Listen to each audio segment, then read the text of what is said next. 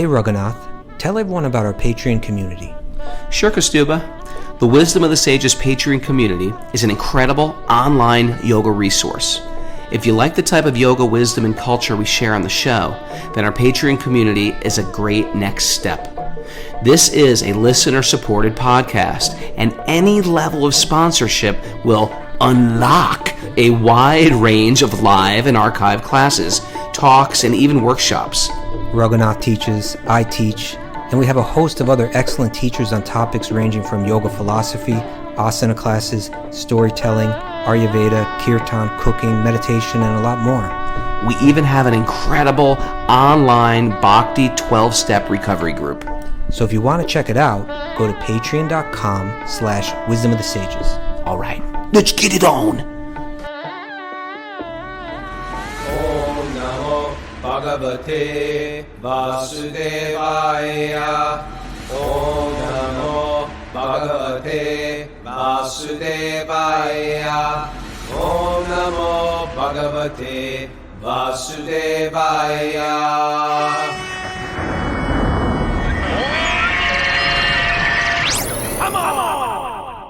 Live from East Fairleigh, Vermont, this is Wisdom of the Sages, live at the Bhakti Stock Festival, and I'm here with a whole crew of live. Say, what's up, people? They're excited to be live. We've got a bunch of others here in person, including some of our regular Zoomers like Kelly Skinner G, Seth Lieberman, the mysterious other who's been stalking us for a while. We finally found him and captured him. Bhakta Justin's here dancing up a storm. We had such a great day. Krishna Das sang yesterday. We had Rupa and Kumari here. And we just had like a massive kirtan for 2.5 hours. I'm not saying it's like a long, I know kirtan is like a big thing. It's like the thing, but I never do 2.5 hour kirtans where I'm just sitting there chanting for 2.5 hours. And we were just chanting for 2.5 hours straight. And it was beautiful. It was really good for me. And then we had a wonderful day in Vermont. It was supposed to rain all day. It was going to ruin the whole thing. It was perfect weather. Good for you. How are you guys? Myself and Mara, you mean? Or who? Who are you talking to? Everybody? Yeah, you guys. I'm doing good. We have a special I guest didn't expect like all the Zoomers to answer.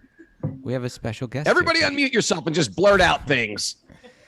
Well, there was Mara. That was a possibility. You know, she joins us on the show occasionally. Yes. So, any case, All's I'm doing good? good. Yeah, but I'm especially good today because we got our special guest here. Because we had a special question and we had to bring in a special guest. We got Raghunath, who is, one of our favorite friends. Friend going way back, right? Way back. It almost seems like yesterday when I met you, Raghunath. But it was the day before yesterday. It was the day before yesterday. It's kind of old, friend. We don't have that many friends. I'm at that age where I was like, man, that was 25 years ago. Have you guys hit that age yet where you're like 25 years ago seems like yesterday? It's a mind blower that you can say 25 years ago and it actually means something. Yeah. I remember being so young, I couldn't even say that, All right. Do we have any announcements before we get into like explaining who Raghunath is and everything like that? Any announcements? There's no class Wednesday or Thursday. No, hold it. That hasn't been Traveling. determined. Like, for instance, we could bring in a guest host and everything. Slow down there, guys. Okay. All right. Slow it down. You could replace me with somebody, but whoever replaces me, you're on my crap list. Just want you to know. He's out of control. He's drinking caffeine. And he's got a live audience today. We got to get this over to you. It's not caffeine. As soon as possible. It's an herbal chai. I wanted caffeine. Skinnergy wouldn't let me have it. Mara, are there any announcements? Oh, it is caffeine. Forget it. We have a Bhakti Recovery Group meeting at 9:30 today for Patreon. Bhakti Recovery Group at 9:30. Anything else? Bhakti Recovery Group. Is there anything? I can't think of anything myself. No. Okay. Otherwise, we're back tomorrow, Monday, the regular time. So, we'll let you know the schedule.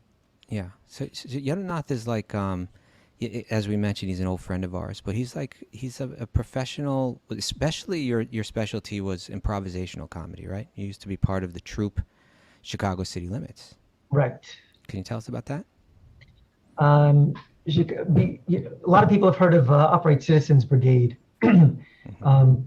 Before Upright Citizens Brigade in New York City, Chicago City Limits was like the main comedy theater.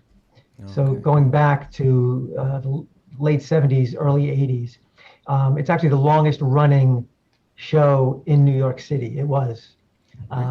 just consecutive shows. And we just did improvisation sprinkled in with sketch comedy. And I was there for 25 years. Yeah. Yeah. Wow. It was great. You had your own theater and everything, and you used to Yeah, and that was in the for days free. where I would tell people improv comedy and they didn't know what it was. So it was before Whose Line Is It Anyway got on TV, and then everybody knew what it was from Right. there. Otherwise, I had explained, well, we get input from the audience, and then on the spur of the moment, we just make stuff up. Once Whose Line came out, I could just explain it by going, "Did you ever see Whose Line Is It Anyway?" Oh yeah, it's like that. You know, And that had our other buddy who was in Chicago City Limits, Denny, went from that to Whose Line, right? yeah, Denny. I saw Denny on the airplane because I watched the Curb Your Enthusiasm. I'm going to just share that with everybody. And Denny was on Curb Enthusiasm. Well, there you go. Yeah, she's been. Did you ever see that, Kaustubha? I didn't see that. I didn't even know that. Yeah, it's a perfect character for Denny. You know, this kind of rich Jewish housewife kind of thing. Perhaps Neurotic New neurotic. Perhaps neurotic. Perhaps neurotic New Yorkers. But anyways, anyway, that's great that you're here because we have a comedy question for you. Today's Q&A day, if you don't know about it. If you're new to the show, welcome. We study Srimad Bhagavatam every day, but one day on the weekend, it's usually Saturday. Today it's Sunday. We do Q&A day. So our first question is for you, my friend, because you're a comedian. All right, but I'm all for it. I'm in favor of comedy. Am I done now? No, there's more. There's more? Okay. Shall I read it? You want to ask the question, Kaustubha? Go for it. Okay, this is from Evan Dean Straight via email. Harry Bowl, I love stand-up comedy as an art. I grew up on it, and it continues to open my mind. I love the power of laughter. I love the power laughter has to make us more receptive to alternative perspectives and new ideas. I'm curious what the role of humor We're gonna slow down and read this. Caffeine is like shooting through your veins right now. There's only about 3 or 4 sentences in this entire letter. You can do Somebody spiked his decaf with calf. Thank you for all your wonderful service. What is the role of humor in bhakti, Yaduji? That's basically the question. What is the role of humor in bhakti? My wife recently said that Nietzsche said that I could never believe in a God that doesn't dance. Mm-hmm. Well, I could never believe in a God that doesn't laugh. Uh-huh. God is the source of everything, right? So humor is included in everything. You know, we tend to think of spirituality or religion or God as this very solemn thing. It's a serious thing, but it doesn't have to be a solemn thing, right? Humor is vital. I think that humor is such an intimate thing in a way. It helps to deepen relationships. True. Have you had this experience? I have. When I think back to when I was a teenager, my closest friendships were built on humor. We found the same things funny. And that bond is a very intimate thing because what I find funny, you might not find funny. And what you find funny, someone else might not find funny. It's very specific. So when you connect with somebody that shares that humor, you just go to a deeper level. And bhakti is about relationship and the deepening of relationship and the ultimate relationship, the relationship that one has with God, with Krishna. So humor helps in taking us there. Also, there's a guy on YouTube, I don't know his name, maybe you've seen him. He's got like a long red ponytail and he does these parodies. Yes. What's his name? I think I've seen him, yeah. JP Sears. Yeah, and he spoofs spiritual people. And it's good that he does that because spiritual people, myself included, can tend to take ourselves too seriously. Some of you know Anuttama Prabhu, who is a disciple of Srila Prabhupada. And he once told me that one definition of a cult is the inability to laugh at yourself. And he was encouraging me with the comedy to say, like, you're giving us a chance to laugh at ourselves, and we need to do that.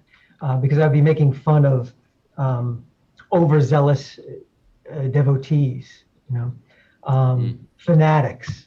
So humor can take us out of the realm of fanaticism and into the realm of reality. The jester was always the one who could talk to the king, right? Speak truth against the power. But because you can get away with so much just through the medium of comedy. Right. So I have tried to use comedy as a vehicle to point out, like, be careful, we're going over, we're crossing that line into fanaticism, or we're crossing that line over into this or that. So it's a useful tool. But shared among devotees. One of my favorite paintings of Krishna is one where Krishna, Jadharani painted this. He's imitating a peacock. Have you guys seen this? He's imitating a peacock, and you can just see it in his body. And the gopas are around him, the cowherd boys, his friends, and they're all laughing. I think like Balaram is there, and he's like got his hands like slapping against his knees, and someone else is clapping and holding their gut.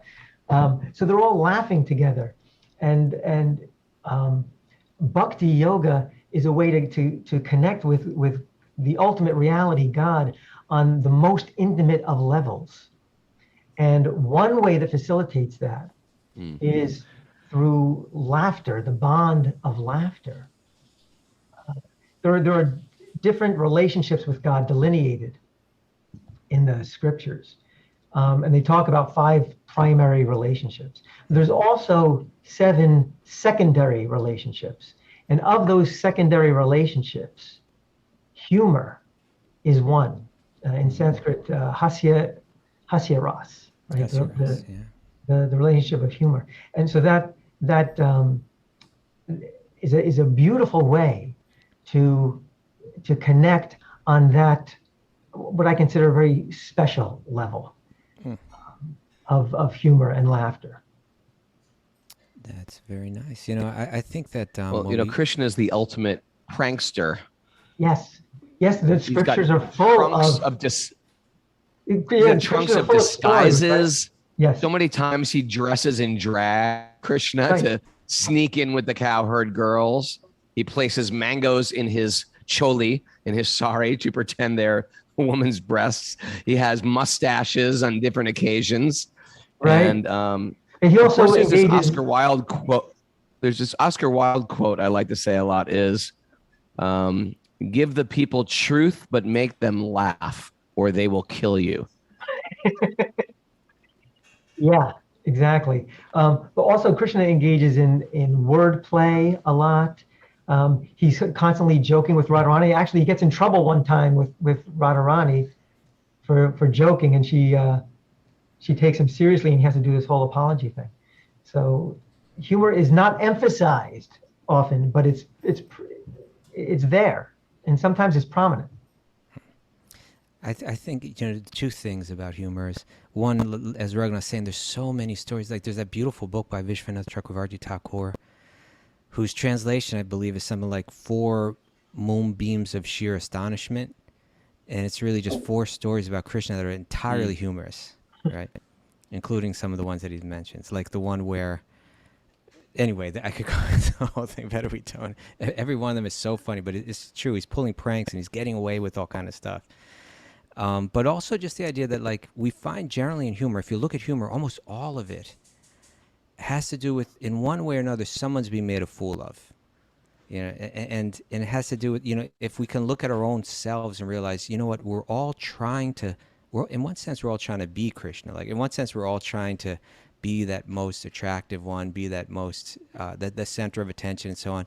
And it's always getting foiled in different ways, And when we can see we have a tendency to laugh at that, then at a certain point, we'll be able to turn it on ourselves and begin to laugh at our own existence and even our own struggles become kind of humorous. Like, look at what I've got myself into now. Yeah, I mean, like, if you look at most sitcoms on television, it's basically our attempt to become Krishna and the way it's foiled. Yes.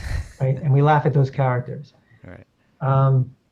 And also beyond our own attempts, just the material world, just how silly it is, how ridiculous it is.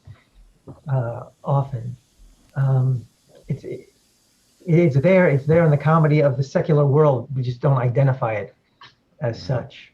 Right. Yeah, I've found people that I really respect as being deeply spiritual. They always have a good sense of humor, right? Yeah, it comes with the ground unless you intentionally try to block it out, which I did in the beginning. You know, to me in the beginning it was like, okay, this is my comedy life and this is my spiritual life. Like it's got to be serious. It's got to be. But you know, I remember doing a sketch for the devotees. One of the first things I ever did for devotees, and it was based on the template of the Bhagavad Gita, okay, which is a sacred text. And somebody approached me saying, I mean, you should never make fun of the Bhagavad Gita. What you're doing is wrong, basically. And I took it in and I was thinking about it. But what I determined was that I was not making fun of the Bhagavad Gita, nor was I making fun of Krishna, nor the process of Bhakti-yoga. I was using Bhagavad Gita, which was a recognizable template for this audience, in order to make another statement.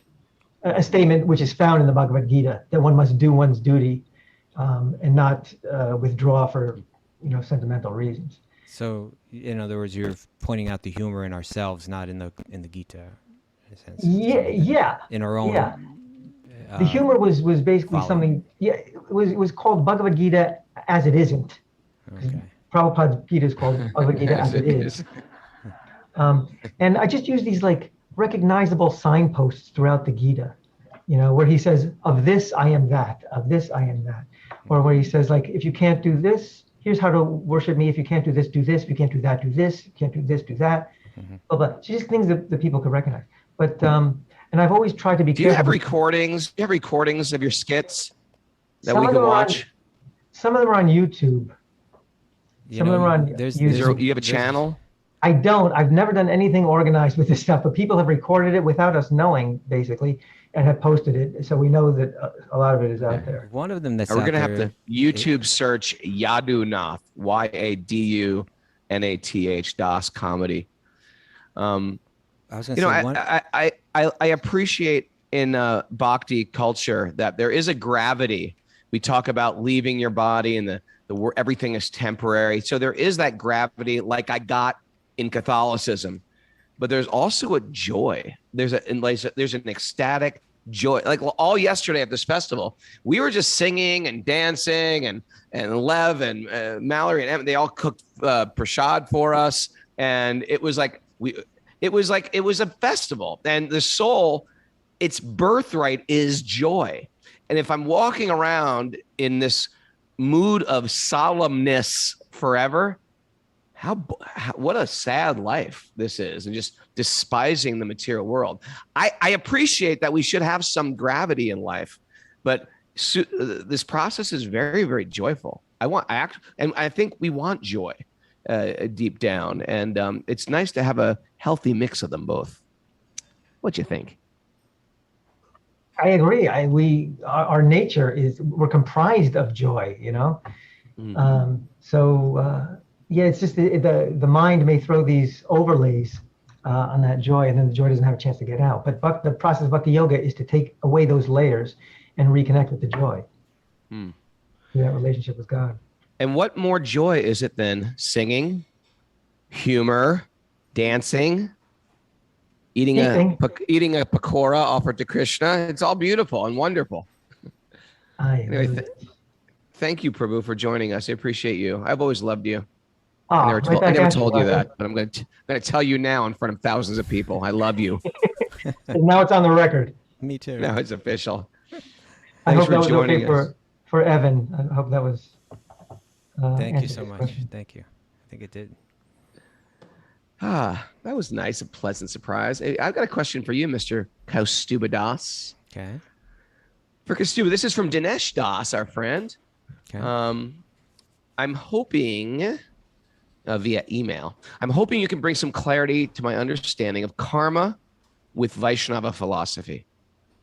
My understanding of karma is that we can know of and experience karma is both simplified, objective, and complex, subjective, in different ways. For example, you plant an apple seed, you get an apple tree. That's simple. Another example is a person has a series of bad events happen to them in a single day, leading them to act out of rage and frustration. Being clouded by rage, this person shoots another person dead. That's very complex. The example is complex because in one way, we should say that that person who was murdered was shot based on their karma, or that it was deterministic. But for the person who shot the gun, it was not deterministic. They could have chosen to seek help of a loving friend or therapist and not have shot a gun, seemingly absolving the other person of their determined death. Now, my personal belief is that another person's karma is between them and God. I feel that it's widely inappropriate for one person to speak on another person's karma. But most people in this Vaishnava movement speak on people's life experience as their karma in a very oversimplified ways, which can be non-satisfactory and even offensive. Please be kind enough to make sense of my confusion. That's a great question, isn't it? It is. Very interesting question. I think Karma's, Dinesh from Las Vegas. I think karma is a stickier question than it was when we first started getting into this, just due to shifts in cultural ideas and so on. So Dinesh, I got the right? Yeah, Dinesh says that he mentions that most people in this Bhakti Yoga movement speak on people's lives experience and their karma in very oversimplified ways. Maybe the people that you're hanging out with, I don't know, I don't find that so much in the people that I'm hanging out with, but I do get it that, there's different communities and who you're hanging out with makes a difference. Where they could say something like, yeah, it's your karma, man. That's just your karma. Yeah, I hang out with, I got a wide community of Bhakti yogis who don't engage in that kind of thing. At least, if they did, I kind of stopped associating with them closely. People that are kind of like that, I kind of see them more from a distance. Yeah. But maybe where you live or the people that you've come into contact with, they do. He also mentions that he believes that it's wildly inappropriate for one person to speak on another person's karma. I don't entirely agree with that, but I think it can be wildly inappropriate, and it depends how one approaches the topic. And so I think that's the important thing. How do we approach it? What mood do we approach it with? And so let's start with discussing what is karma. And if you go to all the ancient texts, from stemming out of India, stemming from the Vedic literature, extending through all of Eastern philosophy, as far as I know, pretty much all of Eastern philosophy and Buddhism, there's the idea of karma, that there is a reaction to the actions that we do, or you could say that programmed into this material world that we live in. The idea is that there's a spiritual realm where karma is not in effect. There's no need for this programming. But in the material world, there's a programming called karma. And the way that it works is it recognizes our essential nature, which is divine love, and which is, which has qualities that are consistent with that, like, say, compassion and kindness and generosity, sensitivity to others, giving and so on. That the way that karma works is it's like a regulator, almost like a parent will regulate a child by rewarding healthy behavior and by punishing unhealthy behavior, right? That's what parents will do with children. There's going to be consequences if you don't, they change the language now, but whether you call it punishment or consequences or whatever it is, like a loving parent can't force a child to do something, but they can create either positive reinforcements, for behavior that's healthy, and they can also bring forward consequences that are going to be more uncomfortable or for behavior that's going to be unhealthy for the child. And that's the way karma is working. When we act selflessly, when we're giving, when we're compassionate, when we're kind, then the universe moves in such a way to bring those things into our life. And our our more pleasurable experiences in this world are amplified. And, conversely, when we behave with selfishness, when we're cruel, when we're callous in our behavior, etc., then we can expect that to come our way. But he says, he mentions they're simple and complex, and it's a fact. We're not. He mentions wildly inappropriate. I'd say it's very presumptuous to assume that we know, that we can figure out this is happening to you because of that. You definitely start to get into some territory which is, speculative when we go there, and it's probably not helpful to begin to try to analyze someone's karma that way. Maybe in a general way, but in a specific way, you're definitely getting into some gray area, and it's probably not helpful.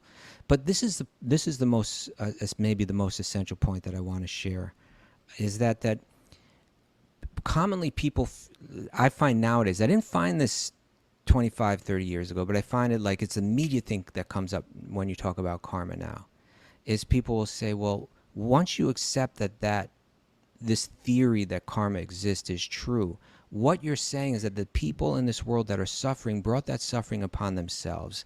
And I find that conclusion unacceptable, right? Because it's saying like, whole communities of people, have done something, it almost lets the perpetrators or the oppressors of the world get away with what they're doing. And when you say, well, it's just there, it's it's putting the blame on the wrong side. I believe that that's a simplistic way of approaching it. That you have to kind of zoom out a bit to kind of see this, see how it might all work.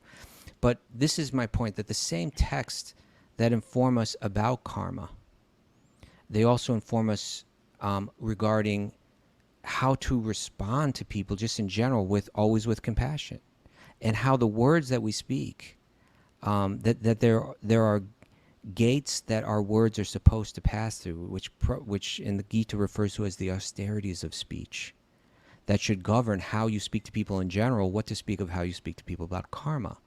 So if someone is suffering and you just say, that's your karma, get over it, then perhaps you're not full, you're taking part of the Gita's teachings and not all of the Gita's teachings, right? Which instruct us that all our speaking should be truthful. It also should be beneficial. And it also should be avoiding offending others, right? So when in your blunt explanation of and speculation of someone's karma and exactly why they're going through what they're going through, has your speech passed through these gates? That would be an important consideration, But there's an interesting something I wanted to read. Let me see if I can pull this up. It's from the Ishopanishad, from the Upanishads, beautiful book. Here we go. So this is mantra 6 from the Ishopanishad, which reads, one who systematically sees everything in relation to the Supreme Lord, who sees all living entities as his parts and parcels, and who sees the Supreme Lord within everything. Now, this is a vision we're talking about a lot on the show, right? Seeing God within everything and everything within God. One who has that vision, they never hate anything or any being, right? It means we actually care about everyone. And so therefore we're conscious of how we respond to someone. Now, this is what Prabhupada says, and he uses two terms here, Madhyam Adhikari, which means like a somewhat advanced spiritualist, and Uttama Adhikari, which means like a fully enlightened being. And he mentions that the Uttama Adhikari sees everything in relation to the Supreme Lord. Such a devotee does not discriminate between an atheist and a theist, but sees everyone as part and parcel of God.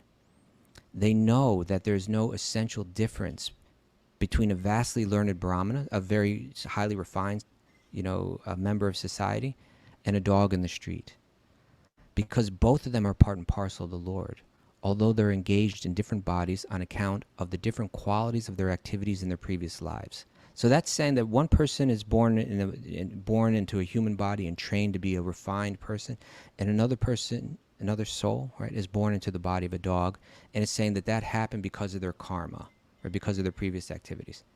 But he says he sees that the Brahmana particle of the Supreme Lord, the soul that's in the Brahmana body, has not misused their little independence given to them by the Lord, and that the dog particle has misused that independence and is therefore being punished by the laws of nature by being caged in the form of a dog. And before all the dog lovers get on our case, it's not saying anything against dogs, but just that in that position, you do not have the ability to go deep, question spiritual life, and achieve the goal of life. You don't know my dog. I know your dog is special. Everybody's dog is special. So, but then he says this. But then he says it's not considering the respective actions, which literally means karma, of the Brahman and the dog, that this Uttama Adhikari tries to do good to both. Such a learned devotee is not misled by material bodies, but is attracted by the spiritual spark within them. So this means we recognize karma. We recognize that it is our own actions that have gotten us in different situations. But we feel compassion for every single living being, and therefore how we explain these things is governed by that. And just to take this one step further, I want to share that the idea that, like, say, one person is born in a healthy, attractive body, in a wealthy family, in a positive, like in a comfortable situation, we'll accept that that's due to previous activity. And then one person may be born in a much more difficult circumstance, and we also accept that's due to previous activity. But the fact is that karma is more than just as what's manifest at the moment, right? There's parabdha and aparabdha karma. There's manifest karma and unmanifest karma. So even if one is born in apparently in a situation as a result of their good previous activities, it's not that even one speck or even for a moment that they can feel superior to someone that's born in a more difficult situation, thinking, well, obviously I've earned this position and you've earned that one. Because that's only the manifest karma, which is just the surface karma. But underneath it, there's the aparabdha karma that's waiting as seeds. Karma that's, reactions that are due to our past activities that have yet to manifest, and at a certain point they're going to manifest. So we don't know if next week I'm going to be, what to speak of next lifetime, my negative karma is going to arise and your positive karma is going to arise. So let's just even the playing field and say we've all done a lot of good and bad in this world. This is the way that a more mature way of approaching it is. I'm not feeling any kind of superiority. I'm not even feeling condemnation. But let's not throw the baby out with the bathwater. It's positive and helpful if we take responsibility for our own actions. If we find ourselves in a difficult situation and say, I've put myself here, I've made choices to put myself here, and now I need to start making choices that will advance my circumstances in life. So understanding karma is helpful. It can be presented in ways that are harmful. We should be very careful about that. It can be wildly inappropriate. But one who's more mature in their spirituality is always coming from a place of love and compassion and practicality. And they're operating in a way that's always helpful, always healing, sensitive not to misapply the knowledge that they have, so that they can always be helping others. And I will leave it there. I hope that has been helpful. Good answer. That was a great answer. Okay. Yeah, it was a great answer. It was a great question. Yeah. Our job is not to go around saying it's your karma. Our job is to be compassionate, loving, and tolerant. There you go. Compassionate, loving, tolerant. Yeah.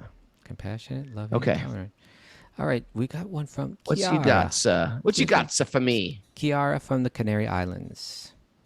And this one's for Raghunath. Apparently, I'm not able to handle this one. I get it. Raghunath's more qualified. Oh, I get it. I'm pretty deep. All right. All right. For Raghunath, first of all, I'd like to thank both of you, and Mara, for the amazing work you're doing. You've become the most important part of our days. Thank you, Kiara. Aw, Kiara, come on.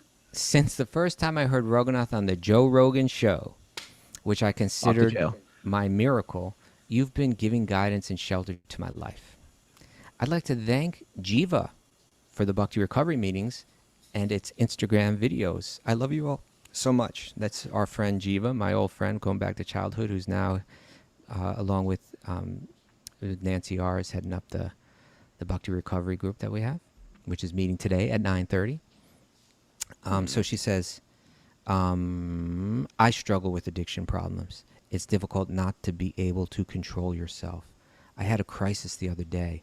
And although I find it disrespectful to join Zoom meetings late, no problem with joining Zoom meetings late. That's cool. Right? Raghunath? Of joining late. Yeah. Yeah. Join late if you can. Whenever you join is cool with us. But she says, although I find it disrespectful to join the Zoom meetings late, I did. I really needed to listen to my teachers. Raghunath was just talking about how desire is just a mirage at the exact same moment that I joined, and how you don't really enjoy it that much when you're there. That's another Krishna miracle. You're delivering exactly what she needed, exactly when she needed it, Raghunath. All right? Desire seems to be more popular than ever. It may seem foolish, but people frequently play reggaeton really loud day and night in the streets where I live. Play what? Reggaeton. It's like this. It's not reggae music, but it's like it's got this beat.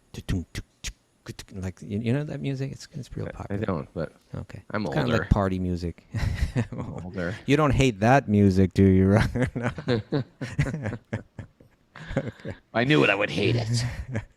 So they play this music really loud day and night in the streets where I live. I mean, you can't sleep or even watch TV. I also grew up with it. So that's my place in Maya, so to speak. And the neighbors with their music make it even harder for me to control my sex and weed addiction because of the lyrics of those songs, which talk about sex, drugs, and desire most of the time. And I can't escape. I can't escape. That's what I mean. I call the police some nights, but I don't know what else I can do about it. To be honest, I enjoy that kind of music. To be completely honest, I sometimes listen to it myself. But then it's harder for me not to do the things that I should. I guess I kind of don't want to let go. Yes. Introspection, right? I try to regulate. And it's also our lifestyle, I think. Extreme capitalism seems to be based on desire and consumption that only satisfies you for a moment. Or am I just trying to play the victim? Help, Raghunath. What an honest, open question. Beautiful, vulnerable, sweet question. Yeah. Thank you, Kiara. You know, I really appreciate people in these 12-step Bhakti recovery group because they're very vulnerable, and they've hit a place where they've got to change, and that's a great place to be. Because if you have bad habits but don't get to that spot, you just continue with the bad habits. So the rock bottom is a blessing. There's people and there's places and there's things that trigger us and bring out the worst in us. People that bring out the worst in me. You can all think of someone you hang out with. Whenever you get around them, you're like in prison maybe, or you're doing something problematic, or they bring out some issue that you have. It's okay to have issues. We all have some issues, probably. It's acting on those issues, right? If you're addicted to gambling, that's understandable. Just don't hang out in Vegas or Atlantic City. Don't hang out with other gamblers. So we all have some issues, some attachments, some triggers. Just be careful. Careful about the people, careful about the places, right? If you have a problem with alcohol, don't go to bars. Just don't go there, right?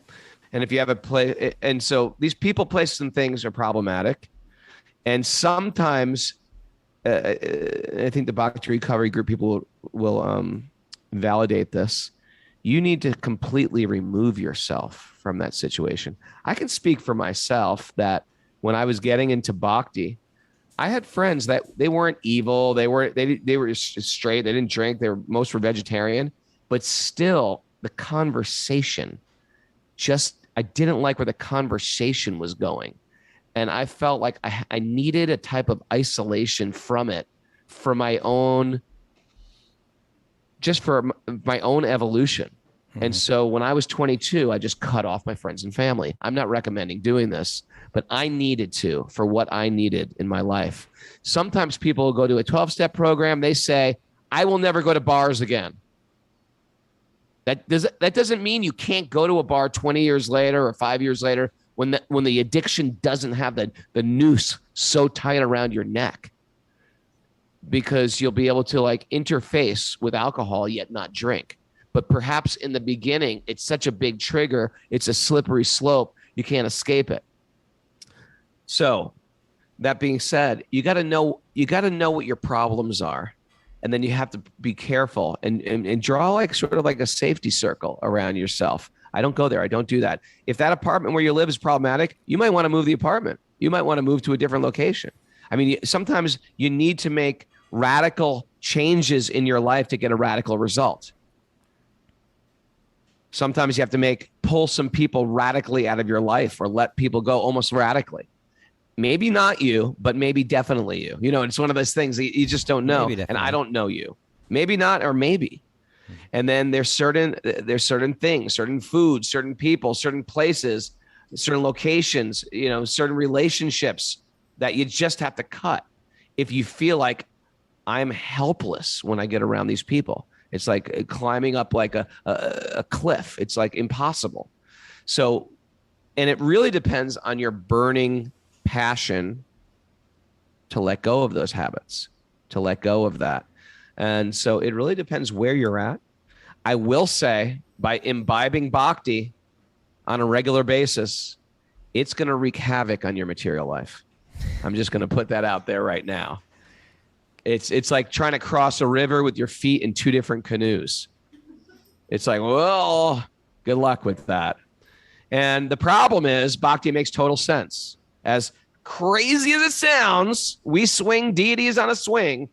All this stuff makes so much sense. It's going to resonate with your heart of hearts. And then you're left with, what am I doing? I mean, we've all been through this, Kiara. We all go to this place where like, what am I doing in this relationship, in this situation, in this workplace, in this town, with these people? And we start to having to wait out, actually, no, this person's not so bad.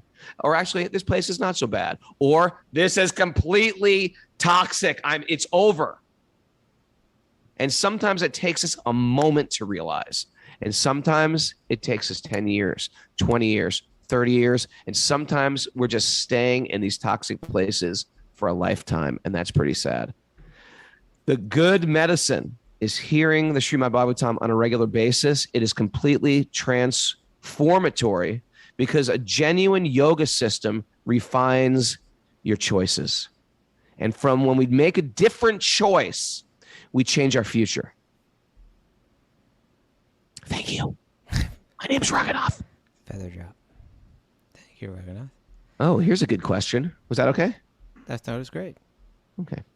This is from our good friend, Rachel Manaus, Oh, yeah. a.k.a. Rachel Birch. I married these guys, Rachel and Jeff. I love them. This is for Raghu and Kaustubha. Who is your favorite Mahabharat character and why? You know who mine is, right? I'm not sure I know who yours is. You just tell me yours. Tell me yours. It's just so hard to pick one. But if I had to pick one, I think I'd pick Yudhishthir. Is that yours? He's Not my yours? second. He's my second. Vidura is your number one. I love Vidura, but he's not my favorite. Arjuna, Krishna. You're never going to guess because he's not the obvious. It's Karna. Oh, you gotta be Karna! special, huh? You gotta be the special guy. No, because Karna the shows Karna that who insulted Draupadi the way that he did. Huh? Karna That's is- who you're backing up here, he's Karna. struggling. He's struggling. And he shows that life isn't always black and white. You have Yudhishthir, and he's light. He's truth. He's love. He's righteous. You have Duryodhana. He's criminal. He's lusty. He's angry. He's spiteful. And then you have Karna. And he shows you that the world isn't just black and white. There's many, many shades of gray. I think Yudhishthir does that as well. But he didn't insult Draupadi that way. Right? You know what? Karna begged, right? Remember, Kunti came to him crying while he was worshiping the sun god and said, listen, all you have to do is go to Yudhishthir and say you're his elder brother. Yudhishthir will give you the entire Kuru kingdom. He should have done it. And he said, you know what? He cried and said, oh, mother, I've been dreaming of you since my childhood. You're the woman who's come to me in my dreams. I've cried oceans of tears for you, mother. But I gave this loyalty to someone who took care of me when I had nobody. For me to go back on my loyalty, How could I do that? Do me one favor, mother. Do not tell Yudhisthira and Arjuna who I am until after the war.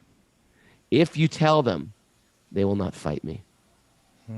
I want them to fight me, and I want them to. I know they're more powerful, and I know Krishna will also take me as well. So he wanted it to. He was such a noble character, and he showed many shades of gray. I got a special place in my heart for him. Your favorite? Come on. He is. You're just trying to be special, Raghunath. I'm calling you out. I'm special. All right, I this is picked from David Yudhisthira. from California. I didn't get to talk about Yudhisthira. Oh, okay. Talk about Yudhisthira. I thought you already She asked did. why. She said why. Okay, why? You know? Why do you like Yudhisthira? Well, because Yudhisthira, no matter what he's put through, he is all the things that you said. He is light, and he He's is a wisdom, liar. and he is good. He lied about the elephant. He didn't even lie about that, but it was kind of like he sort of lied about that. But you know, we see in Yudhisthira that he's constant, even though he's so noble and so good, he's constantly struggling to try to do what's right and understand what's right, even when it's so difficult to understand. And he's willing to do it, even under the most difficult circumstances, again and again and again. You know, speaking his wisdom, standing up, taking the hard knocks, you know, giving the credit to others. The depth of his purity and the depth of his humility was so great. You know, it's illustrated in so many ways, but perhaps one of the ways is, you know, there's that one scene where, you know, and this is something that, you know, you and I occasionally talk about, but this was a culture where the leaders were groomed to be leaders at a very young age. And that grooming had to do with instilling the right values in them.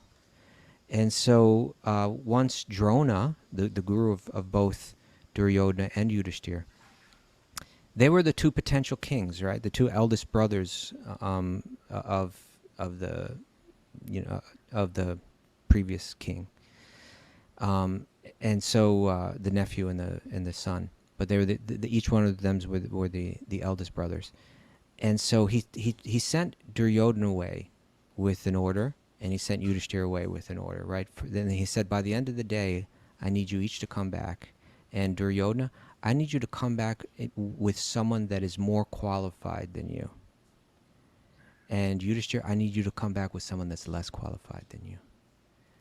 And, you know, Duryodhana goes around, he's searching, you know, he comes back in the day, I searched everywhere. I tried to find someone that is more qualified than me, but I just couldn't find that person anywhere.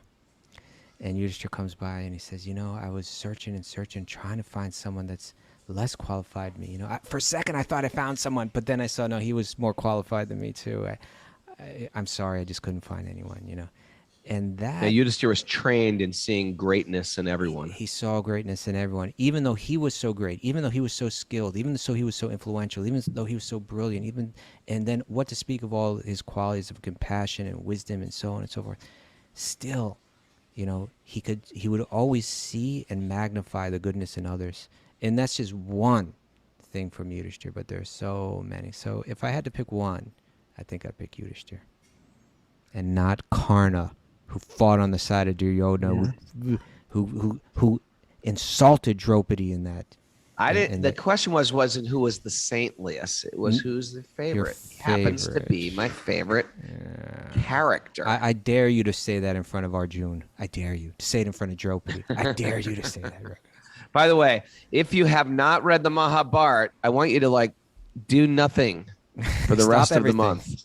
Yeah. Stop everything, quit your job, walk out of your relationship, get the Mahabharata. Even if you say, I can't read, then you get get it on Audible. The translation by Krishna Dharma is one of our favorites. It's like 900 pages, and it is a page turner.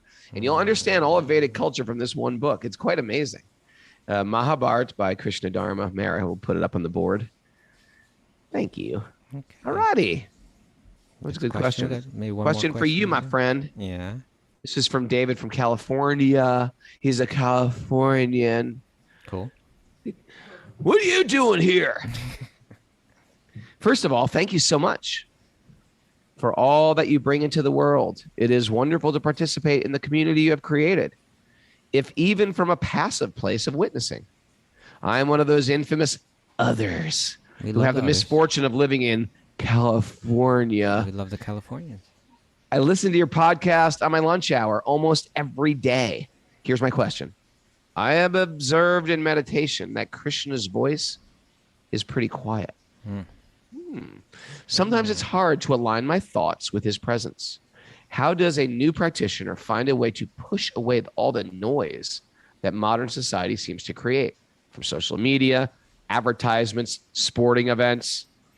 Everything seems designed to drown out Krishna's voice. Oh, I love the way he's saying this. Yeah. Maybe it gets easier over time. Is a true yogi someone who hears Krishna with a thunderous voice? If so, how do I get there myself amidst the cacophony, love that word, of everyday life? Good Excellent. question, Love David it. from California. What you got, Kaustubha? Well, I'll say this, that, in the Gita it's stated in the 6th chapter that for one who has conquered the mind, that the Paramatma, the super soul, the internal guru, Krishna within the heart, right, is already reached. So the idea is, Krishna's there all along. God is within the heart all along. But as David's explaining, that voice does seem to get drowned out. We tend to get caught up in the movements of the mind, right? The mind is always moving. The mind is always shifting. The mind has attachments. The mind has aversions. The mind has all kind of information programmed into it, telling us where you're going to find your happiness and what's going to interfere with your happiness and who's going to interfere with your happiness and what you need to do right now to make sure that your happiness is safeguarded, et cetera, et cetera, et cetera. All of that talk, all of that chatter in the mind is drowning out that voice within. Very, very astute observation from David. And really, this is what we're trying to do as yogis. I'm with him 100%. We want to hear that voice, right? Whether it's thunderous or whether it's a whisper, whatever it is, we want to hear it clearly. We want to be able to accept that direction. And so let's focus on that. Let's not expect that that's going to happen overnight. Let's expect that that's going to be a lifetime journey, but hopefully moving deeper and deeper and deeper into hearing that voice. But in the beginning, we're I'm like you. It's like that voice is drowned out a lot. And but where can I find? You see, that voice is coming not just from one angle; it's coming from several angles, right? That voice does come from within the heart, but it's difficult for us to distinguish that voice from the other chatter in the mind. So therefore, it's also what's spoken within the heart by the Paramatma should be confirmed by the other sources of God without, right? What's being said within, we should confirm it. So where do we find that? We find it in the sacred texts themselves, right? Through daily hearing these books, that voice will start to speak to us. I love it how Kiara said, I tuned in, and right when I tuned in, she says she doesn't like to come in late as another, but she said, I got to come in late today, She tunes in, and right at that moment, Raghunath speaking exactly what she needed to hear, from Bhagavatam. So we hear it from these sacred texts. We hear it from great souls, Guru, Sadhu, and Shastra. We get it from all these different sources, from the great souls, from our great teachers, from these great books, and we may even begin to be able to interpret in nature and in all the different events of our lives. It's something that we want to be able to hear and read more and more clear. So one thing is that we want to settle the mind as much as we can, and that's where the regulations in yoga come. That's where exactly kind of things, what we're watching on television, who we're associating with, what kind of music we're listening to, how we entertain ourselves, the places and circumstances that we choose to place ourselves in. All of those choices are going to have, there'll be some, it will affect, what we consume through our senses and whether we're drowning out or amplifying that voice, And so we do need to regulate, who we associate with, what we listen to, what we watch, all of that. That's really important in the practice of yoga. So take that seriously. And it's not the kind of thing, some things cold turkey, right? Pornography, cold turkey. We throw that right out the door. Other things we may say cold turkey, I'm just cutting this out of my life.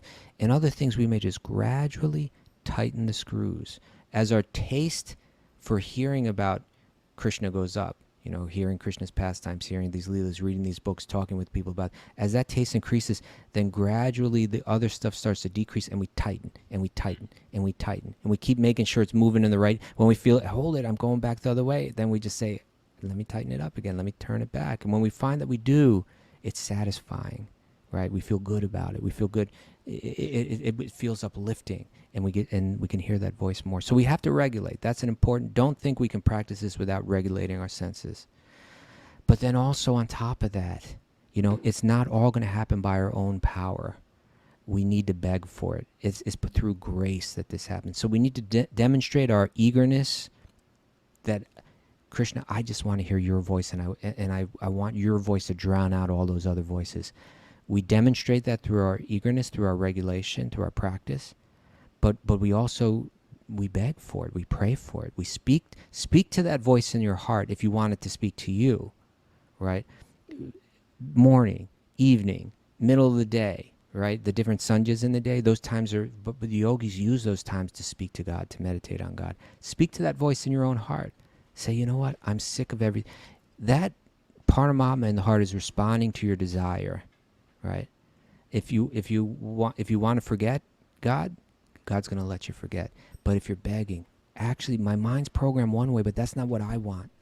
I want you. I want to hear your voice. Well, then pray for that. Beg for that every day. And God within the heart will respond. So that is what I recommend for David. It's I love where you're coming from. I love your observations. I love how this has become your desire. Make that, you know, like really treasure that desire in your heart, and make it your focus in spiritual life, and you'll find that voice speaks to you more and more. I just, you know what, I just saw just yesterday someone posted, and I thought it was really cool. But, you know, in the past, I think when you interviewed me, Raghunath, I talked about like how I went through different stages in my youth, and at a certain point I started getting into music, and then I started to get into reggae music, and I used to listen to Bob Marley's music a lot. And I went from that straight into Krishna consciousness. Like that was my step right before it. But I found a lot of times, like what Bob Marley was saying, like the way that he would speak and the way that he would express things, Srila Prabhupada was expressing things in very similar ways. And I saw an interview with Bob Marley. It said it was the last interview. If you Google this on YouTube, it was something like the last interview before Bob Marley died. It's just like a 1 minute clip or so. And someone's interviewing him saying, you know, this may be the last time your fans hear from you. Is there anything you'd like to share with them?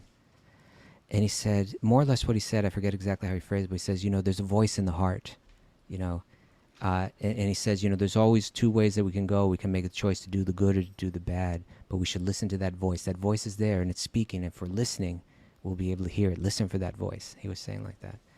So, yeah, let's make that our goal in life. Let's listen for that voice. Let's try to hear it. Let's keep hearing.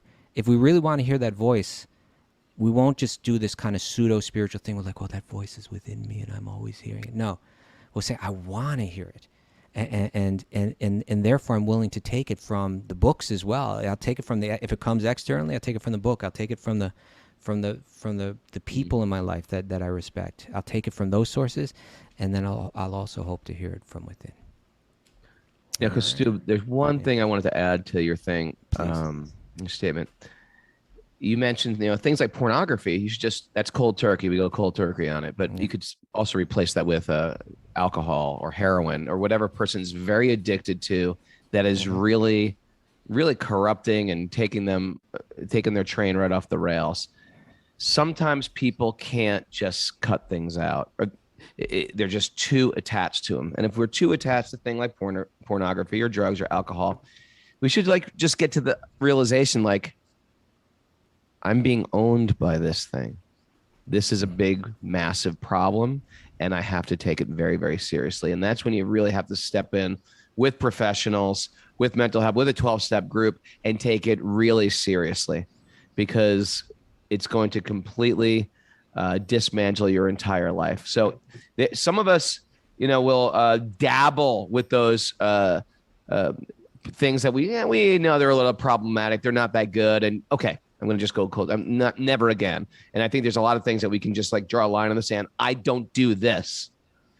But if you feel like this thing has a grip on you, take it very, very seriously. Find people who have dealt with this before, maybe professional help, maybe a 12-step group, maybe good friends, or a very tight community, because people struggling with addiction, they need intense accountability, not therapy once a week. They need like 24 hours, maybe a day, to help 7 days a week, to help them deal with this thing that's sort of got a grip of them, and they haven't realized the ability to like let go of it. So I just wanted to add that. Your answer was right on. Just maybe I'll mention one time, you and I are about to leave for Italy. Yeah. And I've been working on, kind of we announced on the 500th episode that we want to, for everybody out there that listens to the show regularly, whether a Zoomer or another, that if you want to practice Bhakti Yoga, we want to provide a supportive system for that, which will include reading groups that you can all join. And then, but not only that, but like from a third level, we wanted to have like, specialized counselors that can deal with like all kind of obstacles.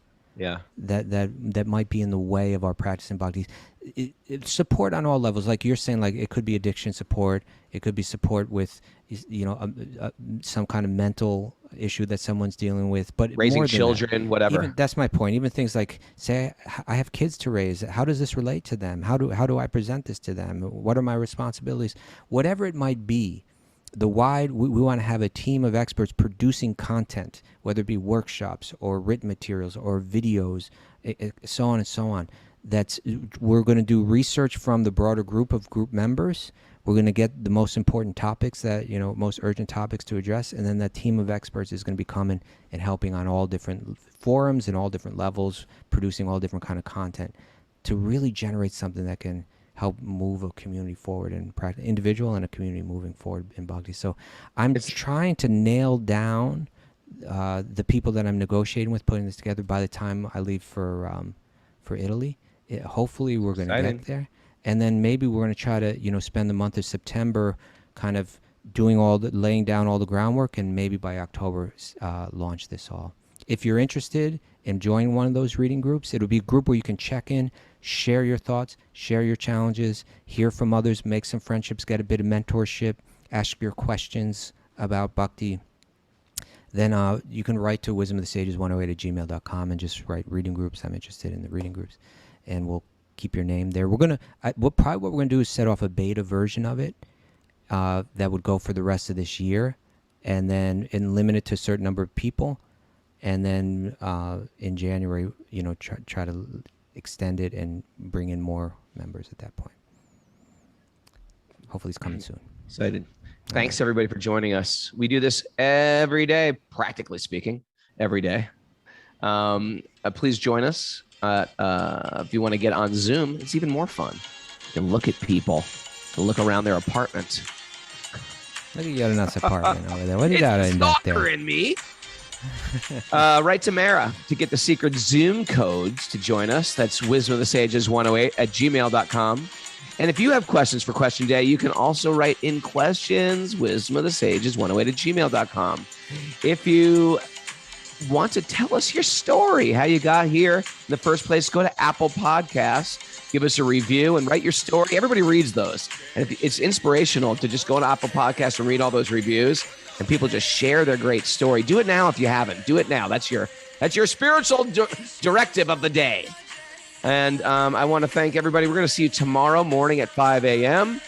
Hey, you get bored, you got a long road trip to do, you're flying somewhere, download these and listen, binge listen to the Srimad Bhagavatam. Thanks for everybody for joining us. If you like what we're doing, go to patreon.com.